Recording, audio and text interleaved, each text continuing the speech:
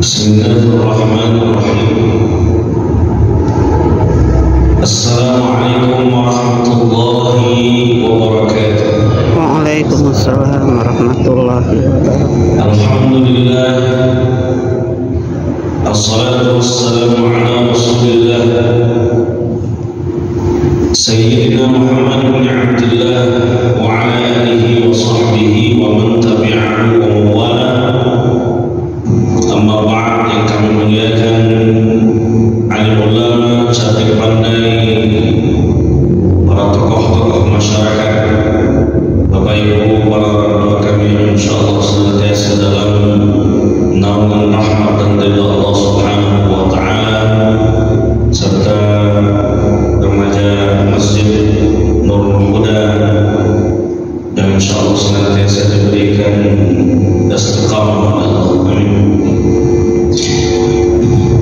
Bapak Ibu yang dirahmati Allah Subhanahu wa taala, pada pagi yang penuh dengan keberkahan ini, menjelang kita masuk ke waktu syuruk, maka kita insyaallah akan membahas sedikit tentang keteladanan baginda Rasulullah SAW, karena kita masih berada di dalam bulan yang mulia, yaitu bulan Zulhijjah. Disebutkan di dalam Al-Quran, inna iddatas syuhuri inda Allah 12 syahran fi kitabillah yawma khalaqas samawati wal ardi minha arba'atun hurum, bahwa Allah Subhanahu wa taala telah menetapkan ketika penciptaan langit dan bumi itu telah menetapkan 12 bulan dalam satu tahun. Di antara 12 bulan itu 4 bulan yang mulia. Apa bulan yang mulia itu? Maka kalau seandainya bentuk Al-Quran itu mujmal, maka yang menjelaskannya adalah Al-Hadis Al-Khas, yang mentakhsisnya adalah Al-Hadis. Kalau Quran itu bentuknya mutlak, maka yang mentakyidnya adalah hadis.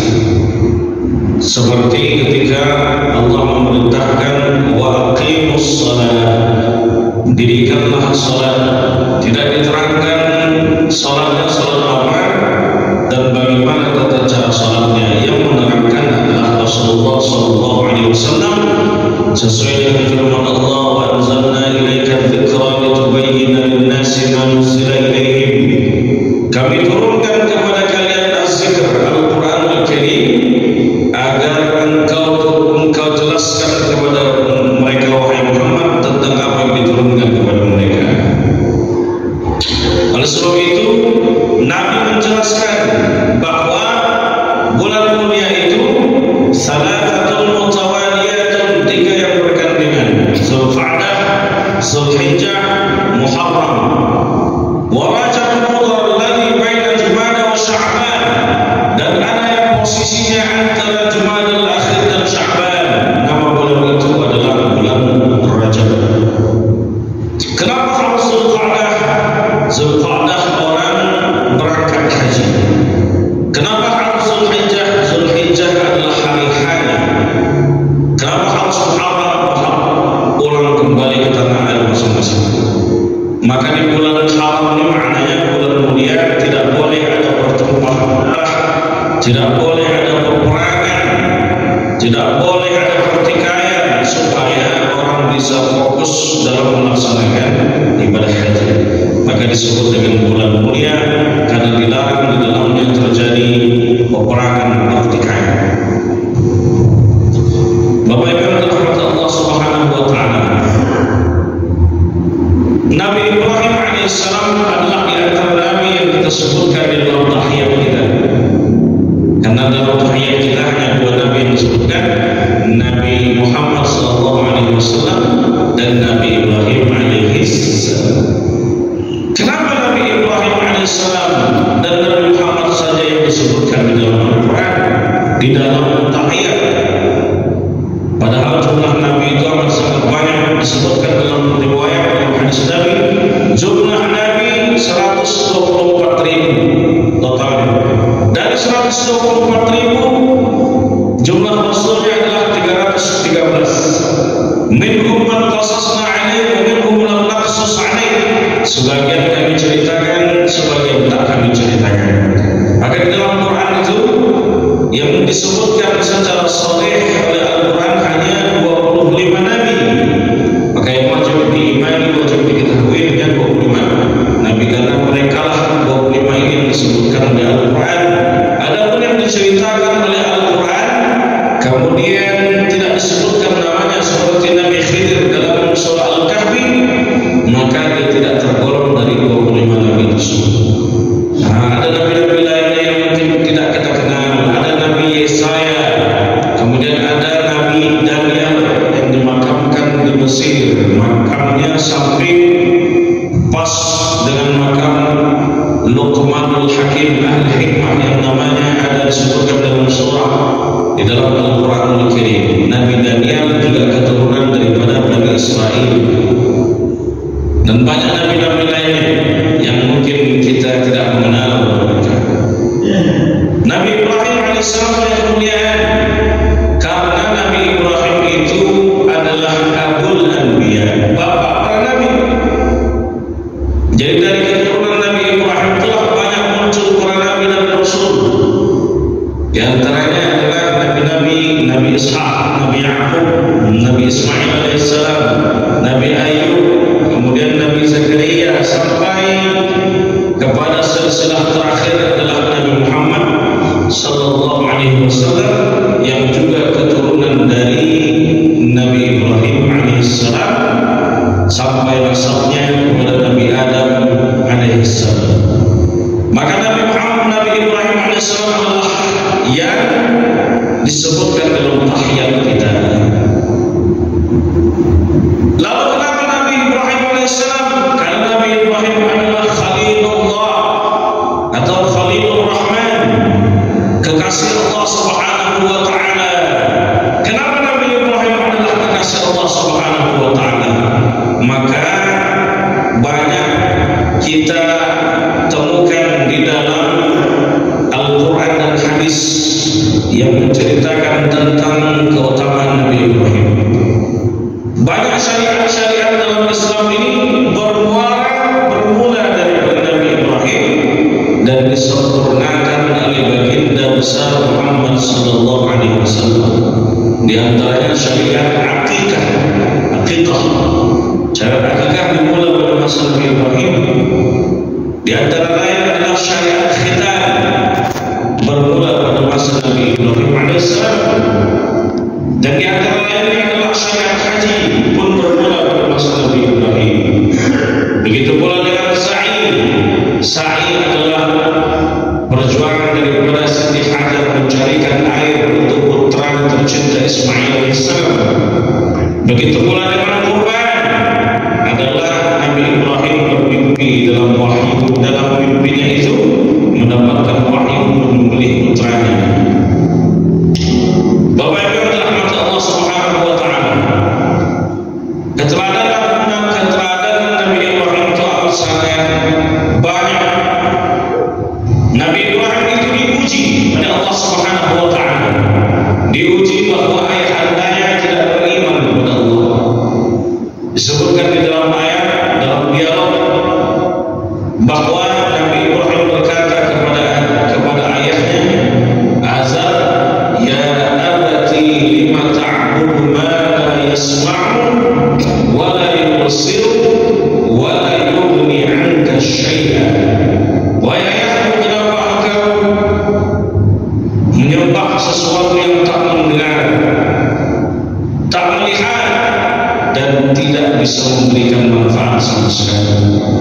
Dalam ayat lain dikatakan, ya abati lima ta'budu syaitan, inna syaitana kana lirrahmani 'asiyya. Wahai ayahku, kenapa engkau menyembah syaitan? Sesungguhnya syaitan itu adalah makhluk yang bermaksiat kepada Allah Subhanahu wa taala. Apa dijawab oleh Nabi Ibrahim? Apa yang dijawab oleh ayahnya? Aradun anta an alihati ya Ibrahim. Maka kau Tuhanku wahai Ibrahim, la ilaha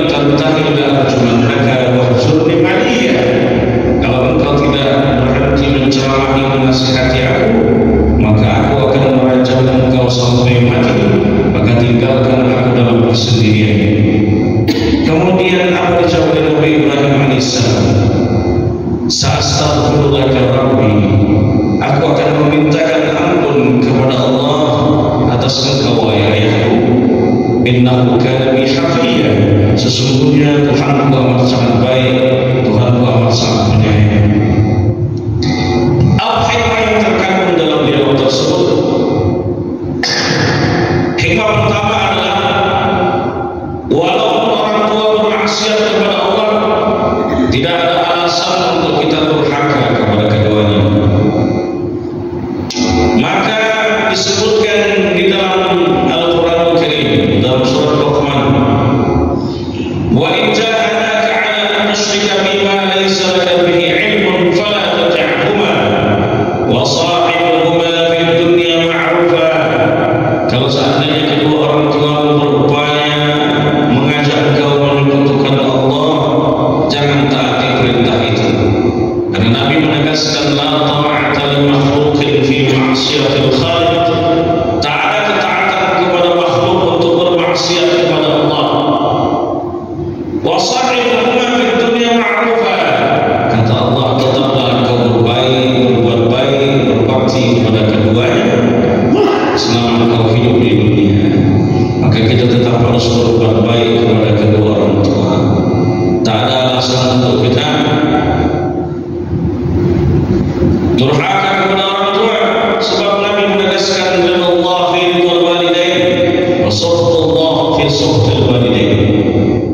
Maka ridha kedua orang tua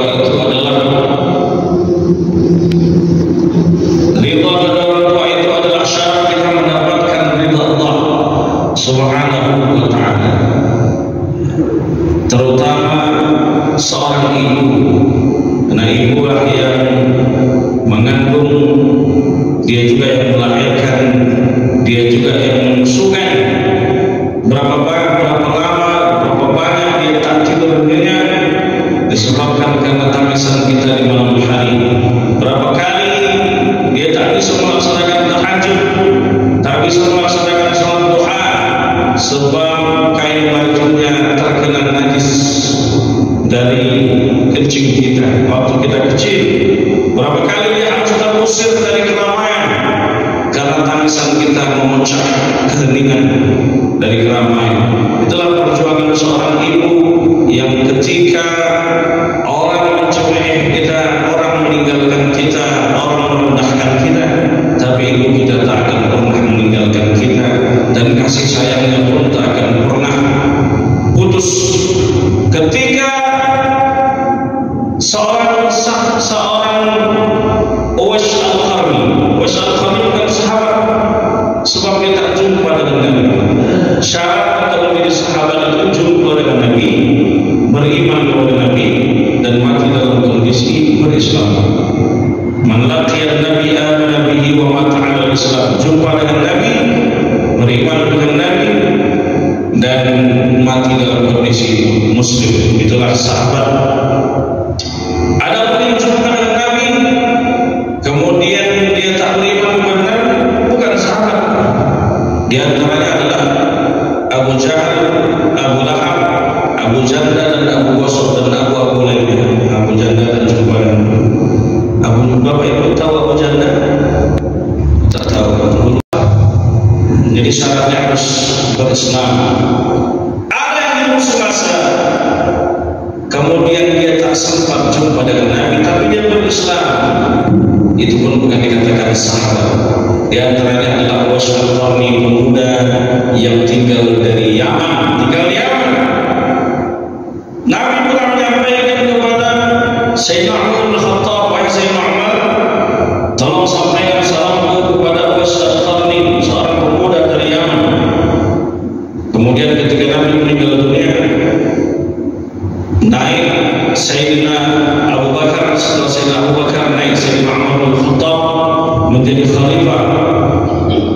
Setiap datang kafilah dari Yaman, jamaah haji dari Yaman, selalu bertanya kepada khalifah, adakah di sini Uwais Al-Qarni? Tak ada. Tahun berikutnya tak ada. Tahun berikutnya baru ada.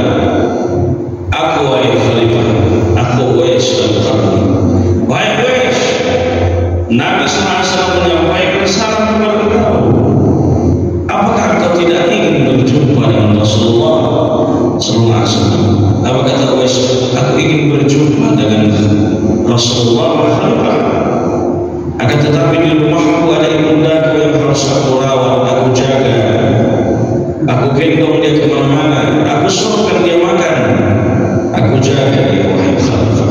Tak sanggup aku meninggalkan ibundaku, tak sempat aku berjumpa dengan Rasulullah sallallahu alaihi wasallam. Itulah kenapa Uwais al-Qarni ini adalah orang yang tak dikenal oleh penduduk bumi. Khalifah tak kenal dia, tapi Nabi pernah menyampaikan salam kepada dia, sebab malaikat-malaikat penduduk langit memberitakan bahwa ada orang yang tinggal di Yaman yang dia tidak sempat berjumpa dengan engkau, tapi hidupnya dihabiskan berkhidmat berbakti kepada ibundanya, maka dia menjadi orang yang amat sangat mulia ketika dia hidup di dunia. Maka kata para ulama, man 'asha tahta qadami ummihi 'asha fawqa ru'usi qaumihi. Siapa yang hidup di bawah tapak kaki emaknya, maka dia akan hidup di atas kepala kaumnya. Jadi yang menyebabkan orang itu mulia, dimuliakan orang adalah berkah buah doa dari emaknya. Dan dia ketika dia berbakti kepada emaknya, maka itulah yang menyebabkan dia menjadi orang yang amat sangat mulia. Bukan berarti ayat tidak punya kedudukan ketika Nabi Muhammad menyebutkan 3 kali yang harus engkau utamakan. Bagaimana cara Nabi memuliakan seorang ayah? Kata Nabi, ana wa kafilul yatim kahataini yaumil qiyamah. Aku bersama orang yang memelihara, menyantuni, mengasihi anak yatim. Kahataini yaumil qiyamah. Nabi memberikan isyarat seperti 2 jari ini. Kedekatanku, aku bertetangga dengan dia di hari kiamat.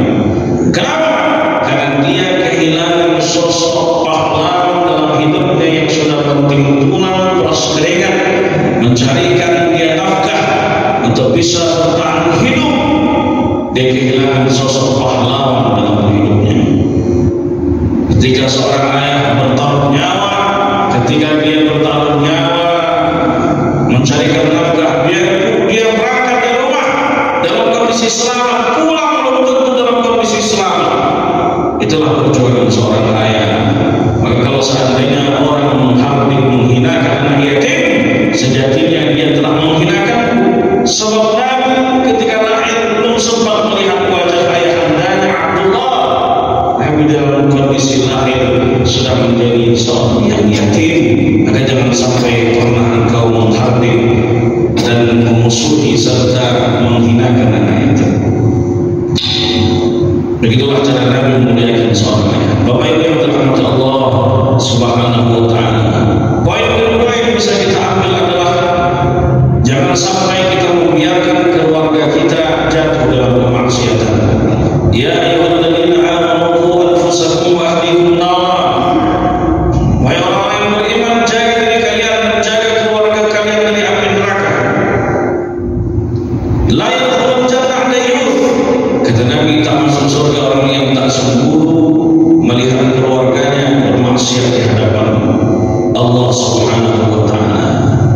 Maka tugas kita ketika ada keluarga yang jatuh dalam kemaksiatan adalah memberikan peringatan. Fadzakir innama anta mudzakir lasta 'alaihim bimusaitir. Berikanlah peringatan. Tugas engkau hanya memberikan peringatan. Kalian tidak punya daya upaya untuk membuat mereka mendapatkan hidayah di hadapan Allah. Karena hidayah adalah hak prerogatif Allah. Nabi Ibrahim alaihissalam ayahandanya tidak sempat beriman. Nabi Nuh alaihissalam istrinya tak sempat beriman. Nabi Nuh alaihissalam putranya Kan'an tak sempat beriman. Nabi Muhammad SAW pamannya Abu Talib yang bersambaran melindunginya dari kekejian kafir Quraisy pun tak sempat beriman. Padahal keluarga Nabi. Jadi kalau kita seandainya hanya manusia biasa dan keluarga kita tidak sempat beriman di hadapan Allah dan bergelimang dalam kemaksiatan, kata hidayah bukan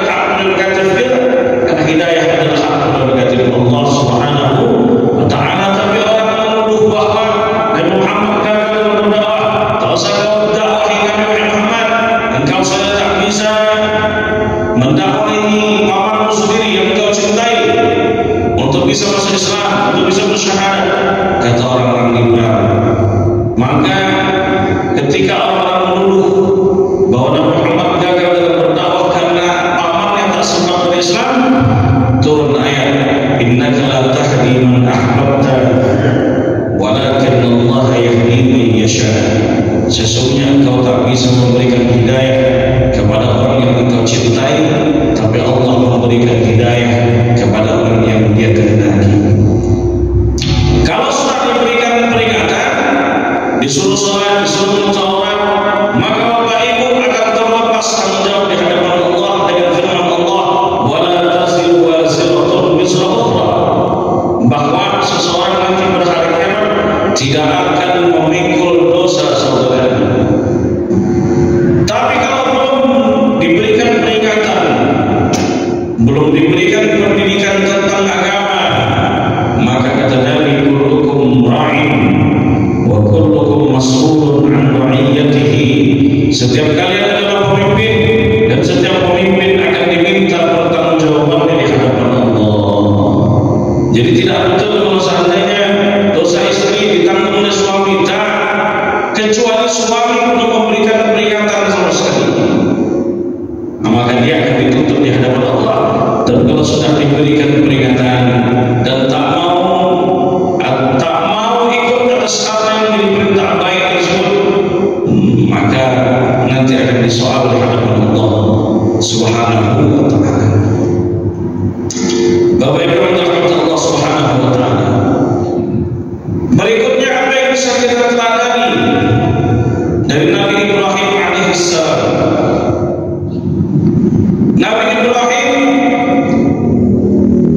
ketika beliau bermimpi, jadi wahyu itu ada 3 macam. Ada yang birru'ya as-sadiqah, dengan mimpi yang nyata. Jadi kalau Nabi bermimpi itu maknanya adalah wahyu dari Allah. Nabi Muhammad bermimpi apa yang akan terjadi di Makkah, apa yang akan terjadi di Madinah, maka itu bagian daripada wahyu. Nabi Ibrahim bermimpi, maka mimpi Nabi Ibrahim adalah wahyu dari Allah Subhanahu wa ta'ala. Ada wahyu yang turun dari cara bighairil wasithah, tanpa perantara, seperti Nabi Musa alaihissalam menerima wahyu dari Allah di Bukit Tur Sina, wa kallama Allah Musa taklima, Allah mengajak Nabi Musa berbicara. Maka itu adalah wahyu yang turun tanpa perantara, malaikat Jibril alaihissalam. Ada yang biwasitatin, melalui perantara, seperti wahyu yang turun kepada Rasulullah SAW selama 23 tahun lamanya melalui perantara malaikat Jibril alaihissalam. Maka itu yang disebut dengan Al-Quranul Karim. Qala ya bunayya inni ara fil manami anni adbahuka fanzur madza tara. Wahai anakku, aku melihat dalam mimpi bahwa ayah menyembelih engkau. Sekarang fikirkanlah bagaimana menurutmu. Kemudian anaknya menjawab, Ismail menjawab, ya abati fa'al ma tu'mar satajiduni insyaallah as-sabirin. Wahai ayahku, laksanakan apa yang menjadi perintah Allah, maka engkau akan mendapatiku termasuk orang-orang yang sabar. Ketika Nabi Ibrahim alaihissalam bermunajat di hadapan Allah Subhanahu wa ta'ala, disebutkan dalam tafsir Al-Quran Al-Azim, 86 tahun bermunajat, Rabbi habli minas salihin, karuniakan aku anak yang saleh. Setelah 86 tahun baru dikaruniakan seorang Ismail alaihissalam. Apa yang bisa kita petik dari situ? Yang kita bisa petik adalah jangan berhenti meraih rahmat Allah Subhanahu wa ta'ala, rahmat kasih sayang Allah kepada kita. Qul ya ibadiyalladzina asrafu ala anfusihim la taqnatu min rahmatillah. Katakanlah wahai hamba-Ku yang telah banyak melampaui dosa dan kesalahan, jangan putus asa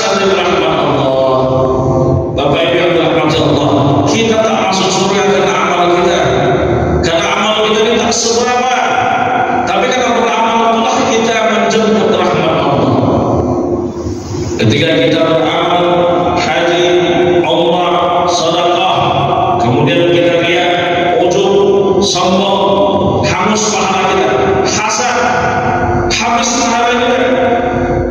Oleh sebab itu kata Nabi, la yudkhil ahadakumul jannata 'amaluhu. Ta'ala di antara kalian, kata Nabi, di hadapan sahabatnya yang masuk surga karena amalnya. Lalu sahabat bertanya, wala anta ya Rasulullah, engkau juga tidak demikian wahai Rasulullah, engkau tak masuk surga karena amal? Wala ana, kata Nabi, aku pun tak masuk surga karena amalku, illa an yataqammadani Allah biwasi' rahmatihi, kecuali Allah menaungi aku dengan rahmatnya yang sangat luas. Kita diperjumpakan dengan bulan suci Ramadan, itu adalah bagian dari rahmat Allah yang amat sangat luas. Allah ingin ampunkan segala dosa dan kesalahan kita. Ditutupnya aib kita di hadapan manusia sehingga tak tampak cacat kekurangan kita, sehingga kita bisa hidup tenang, adalah bagian daripada rahmat kasih sayang Allah. Hidup rumah tangga yang harmonis, bisa sampai menutup usia, itu adalah bagian daripada rahmat Allah Subhanahu wa ta'ala. Orang yang di dalam kubur bebas daripada azab kubur adalah bagian daripada rahmat Allah Subhanahu wa ta'ala. Kita diberikan makanan, buah-buahan, air yang berkecukupan adalah bagian daripada rahmat kasih sayang Allah Subhanahu wa ta'ala. Jadi tak ada sedetik pun dalam hidup kita ini yang rahmat Allah itu putus. Oleh sebab itu kita tak boleh berhenti menjemput rahmat kasih sayang Allah Subhanahu wa ta'ala. Kalau Allah begitu sayang kepada hamba, maka Allah marah ketika kasih sayang hambanya kepada sesama itu diputus. Allah marah kalau seandainya kita memutus tali kasih sayang kepada sesama. Maka kata Nabi, ar-rahimuna yarhamhumur rahman, orang yang berkasih sayang kepada Allah, maka Allah akan sayang kepada dia. Yarhamu man fil ardi yarhamkum man fis sama. Sayangi penduduk bumi, nanti penduduk langit akan sayang kepada kalian. Maka kasih sayang kepada sesama itu harus kita jaga. Pandanglah saudara kita dengan pandangan yang penuh rahmat.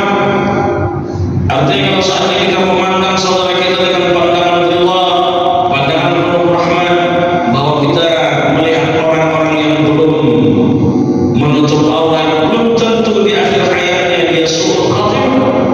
Bisa jadi dia taubat lalu dia menjadi orang yang taat kepada Allah dan dia menjadi orang yang husnul khatimah.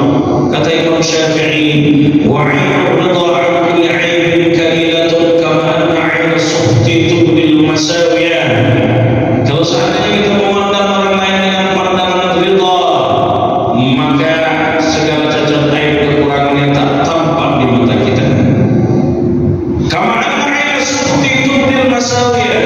Tapi kalau kita pandang orang lain dengan pandangan murka, pandangan kebencian, dia berbuat baik sekecil apapun akan tetap buruk di mata kita, karena sudah memandang orang lain dengan pandangan yang sohton, pandangan murka, pandangan kebencian.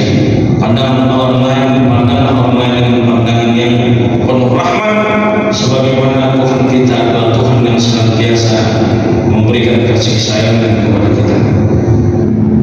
Bapak Ibu dirahmati Allah Subhanahu wa ta'ala, ketika Nabi Ibrahim akan mengeksekusi putranya yang tercinta itu, Nabi Ismail alaihissalam, datang syaitan menggoda. Bapak Ibrahim, 86 tahun engkau bermunajat di hadapan Allah untuk dikaruniai seorang anak. Sekarang sudah dikaruniai, kenapa engkau tega, engkau bunuh? Jangan kau lakukan itu. Maka Nabi Ibrahim alaihissalam melempar syaitan itu dengan batu. Maka itulah awal mula disyariatkannya melontar jumrah ula, wusta dan aqabah. Bukan berarti di Jawa tempat melontar jumrah itu banyak setan sekarang. Banyak orang di situ seolah-olah balas dendam dengan setan. Selama ini banyak Sekarang waktunya ada membalas dendam. Bapak Ibu yang dirahmati Allah, tak semua kemaksiatan kita itu bersumber dari syaitan. Kalau syaitan belum bisa protes, dia protes. Aku terus kau salahkan. Karena Nabi SAW ketika mengatakan, "Idza syaa Ramadan, kalau Ramadan tiba, futihat abwaabul jannah, dibukakan pintu surga, wa ghulqat abwaabun nar, ditutup pintu neraka, wa suffidat asy-syayatin, syaitan dibelenggu." Syaitan dibelenggu. Kenapa maksiat masih ada? Dijelaskan oleh Profesor Dr. Syekh Khalil mantan Mufti Mesir, bahwa tidak semua maksiat bersumber daripada godaan syaitan. Karena maksiat itu bisa bersumber dari an-nafsu al-ammar bisu, nafsu ammar yang melekat dalam diri kita. Kalau seseorang nafsu ammarahnya lebih condong, lebih mendominasi dalam dirinya, maka dia lebih condong berbuat maksiat. Tapi kalau seandainya diri dia didominasi oleh nafsu mutmainnah, maka dia lebih condong berbuat kebaikan-kebaikan. Maka tidak semua perbuatan maksiat itu bersumber dari syaitan. Kemudian ketika akan mengeksekusi putranya itu, tiba-tiba pisau itu tak sanggup tumpul atau bisa menyembelih putranya. Jadi saat itu Nabi Ibrahim alaihissalam digantikan putranya itu dengan kibas, hewan yang mirip seperti domba yang mendatangkan dari surga, menjadi awal mula disyariatkan yang kurban. Kurban artinya adalah dekat, qaribun, dekat. Kurban. Jadi dengan kita berkurban, kita mendekatkan diri kepada Allah Subhanahu wa Ta'ala. Bukan artinya kurban seperti yang diterjemahkan orang saat ini. Korban kecelakaan, korban janji manismu, korban pembunuhan. Jadi makna korban itu sudah negatif sekarang ketika di bahasa Indonesia. Padahal makna kurban adalah artinya tari, semakin dekat dengan Allah Subhanahu wa Ta'ala. Bapak Ibu yang dirahmati Allah, jadi Nabi Ibrahim ini ketika diperintahkan anaknya untuk disembelih, apakah Nabi Ibrahim protes ke hadapan Allah? Ya Allah, jangan sampai anakku ini disembelih, aku tak sanggup ya Allah. Tidak demikian. Karena Nabi Ibrahim itu tahu apa yang menjadi keputusan Allah itu amat sangat baik bagi dia. Maka Nabi Ibrahim, walaupun anak yang sangat dia cintai itu harus dieksekusi, maka dia tidak pikir panjang, dan dia tidak mendiskusikan, dan dia tidak protes di hadapan Allah. Itu membuktikan bahwa ketaatan, keimanan para nabi itu amat sangat tinggi. Bapak Ibu yang dirahmati Allah Subhanahu wa Ta'ala, apa yang bisa kita contoh lagi dari Nabi Ibrahim alaihissalam? Bapak Ibu, Nabi Ibrahim itu ketika menikah dengan Sarah belum dikaruniai anak. Lalu Sarah mencarikan seorang perempuan dari keturunan orang Mesir, namanya Siti Hajar. Lalu Nabi Ibrahim menikah dengan Siti Hajar. Ketika menikah dengan Siti Hajar dikaruniai seorang anak bernama Ismail alaihissalam. Ketika Siti Hajar punya anak, Nabi Ibrahim punya anak dari Siti Hajar, dengan izin Allah Sarah pun hamil dan punya anak namanya Ishaq. Hikmahnya adalah apa yang bisa kita ambil? Kalau sampai saat ini ada yang belum dikaruniai seorang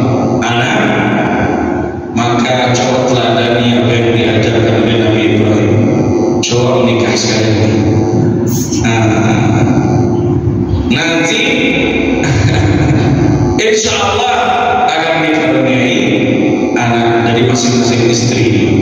Ini kisah nyata. Ustaz yang ngisi kajian di sini juga yang punya kisah tersebut. Tak seru tak perlu saya sebutkan nama Ustaz ya. Ketika istri pertama belum dikaruniai anak, istri pertama yang mencarikan istri yang kedua, hamil istri kedua, tak lama setelah hamil pula istri pertama. Masya Allah, itu berkah menikah lagi. Apa yang berkah Allah? Ibu istri Nabi itu jumlahnya 9. Dalam riwayat lain 11. 1 milkul yamin. 9 ini banyak atau sedikit? Tanya sama ibu. Bu, 9 ini banyak atau sedikit? Sedikit. 9 itu banyak atau sedikit? Banyak kata ibu. Kalau dibandingkan dengan 1. Tapi kalau dibandingkan dengan istri Nabi Daud 100. Istri Nabi Sulaiman 1000. Jadi 9 ini banyak atau sedikit? Sedikit. Nabi Daud walaupun istrinya 100, tapi dalam riwayat Nabi menyebutkan Abdul Sawmi Sawmu Akhi Daud karena yasumu yawman yuftir yawm. Sebaik-baik puasa Nabi Daud, puasa sehari berbuka sehari, puasa sehari berbuka sehari. Hari ini puasa besok tidak, hari ini puasa besok tidak. Begitu Nabi Daud alaihissalam. Padahal istrinya 100 sampai meninggal dunia amalnya puasa sehari berbuka sehari. Kita malu di hadapan Allah Subhanahu wa taala kalau seandainya istri kita cuma 1, kemudian puasa Arafah pun baik. Nabi Daud alaihissalam puasa sehari berbuka sehari, istrinya 100. Tapi perlu dijelaskan bahwa Nabi menikahi istri-istrinya itu adalah setelah dia monogami dengan Khadijah selama 25 tahun. Setelah wafat Khadijah baru dia menikahi istri-istri tersebut. Lah, kenapa Nabi SAW menentang ayat padahal yang dibatasi hanya 4 saja? Nabi menikahi semuanya, baru turun ayat yang membatasi menjadi 4. Kemudian Nabi menikahi istri-istrinya itu bukan kehendak Nabi, melainkan kehendak Allah Subhanahu wa taala. Mana dalilnya? Nabi menikahi Zainab bintu Jahsh, yang menjadi wali adalah Allah Subhanahu wa taala. Allah yang masuk nikahkan. Tak ada yang walikan. Tapi umatnya wajib bagi wali. Karena kata Nabi, la nikaha illa bi waliyyin wa shahidai 'adlin. Tak sah nikah seseorang kecuali dengan wali dan 2 saksi adil, kecuali mazhab Hanafi yang membolehkan tanpa wali. Tapi jumhur wajib pakai wali. Mayoritas para ulama. Itu namanya khususiyah, kekhususan bagi Nabi SAW yang umatnya tak semuanya sanggup mengerjakan apa yang dikerjakan Nabi. Nabi punya kebiasaan puasa besar, puasanya agung, saatnya berbuka Nabi belum berbuka. Nabi berbuka saat sahur, tapi Nabi melarang umatnya dengan mencontohi amalan tersebut dan akan membebani umatnya. Itu namanya kekhususan. Nabi dimakamkan 3 hari setelah beliau wafat. Itu kekhususan. Karena saat itu para sahabat masih bermusyawarah siapa yang berhak menjadi khalifah setelah wafatnya Rasulullah SAW. Karena itu amat sangat urgen juga. Karena kita tak bisa sehari tanpa pemimpin. Umat itu tak bisa ditinggalkan tanpa pemimpin. Maka para sahabat bermusyawarah. Yang mengurusi jenazah Sayyidina Ali adalah yang mengurusi jenazah Nabi adalah Sayyidina Ali. Karena dia adalah menentunya, dan yang mengurusi tentang pemilihan siapa yang menjadi khalifah adalah sahabat-sahabat yang lain. Itulah kenapa ketika turun PJ, turun gubernur, turun wali kota, langsung dipilih PJ-nya supaya umat ini jangan sampai terjadi kekacauan. Maka kalau orang tidak membaca sejarah dia akan terbawa dalam provokasi Syiah, yaitu membenci sahabat-sahabat Nabi Abu Bakar, Umar dan Utsman sebagai orang yang haus kekuasaan. Itulah yang menyebabkan Syiah benci dengan sahabat-sahabat yang lain, karena mereka menganggap yang berhak menjadi khalifah itu siapa? Sayyidina Ali, sedangkan yang lainnya tak berhak menjadi khalifah. Bahkan menuduh istri Nabi Hafsah binti Umar dan Aisyah binti Abu Bakar adalah yang membunuh Nabi Muhammad SAW dengan meracuni.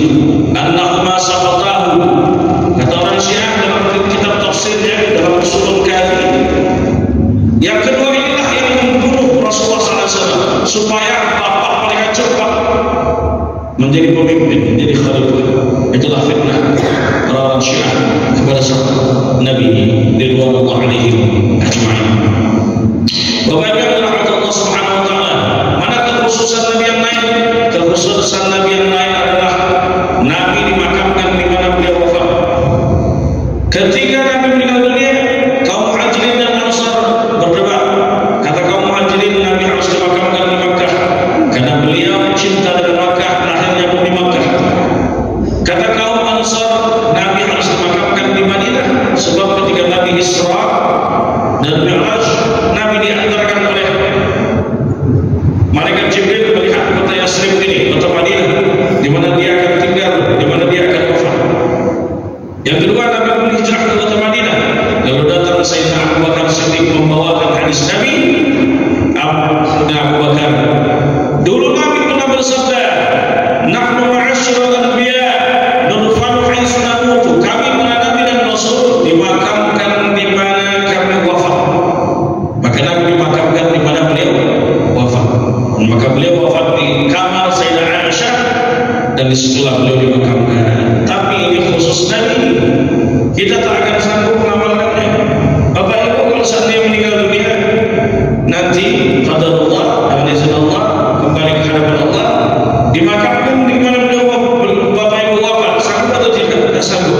Lari anak menantu dari rumah. Maka ini kekhususan bagi Rasulullah Sallallahu Alaihi Wasallam. Apa kekhususan bagi Nabi yang lain?